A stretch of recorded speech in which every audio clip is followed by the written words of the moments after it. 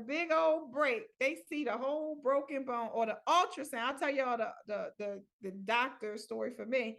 The person in the ultrasound room, when they found out I was having twins, that person had the most stone face, didn't give up a detail ever because the doctor had to give the information. But I kept seeing her type baby A and baby B. I'm like, well, maybe it's a view from here and a view from there. But when she's like, I was like, Miss, is it like, well, you kept typing A and B? And she's like, you have to talk to your doctor. And like her face did not move. And I'm like, what you mean? I got to talk to my doctor. I don't like that. Like, you're not supposed to tell me anything. Well, we at the radiologist, we can't say anything, or we can't give you any information, but your doctor's gonna call you today. I'm like, what in the heck?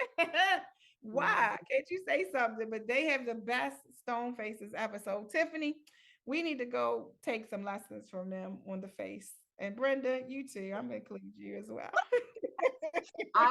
Yes, I am guilty of that. I don't know if I'm getting better. I'm still working at it. But when somebody says something, I will look down and find something to take my distraction away, whether it's a pen or something, just so that my face doesn't show it. Because especially when you volunteer for stuff like what you just shared, like a judge. So when I volunteer for professional standards, and people are sharing their stories, and you have to be neutral, not telling them you agree. And I shake my head a lot. I have to tell myself, I have to keep talking to myself. Don't smile,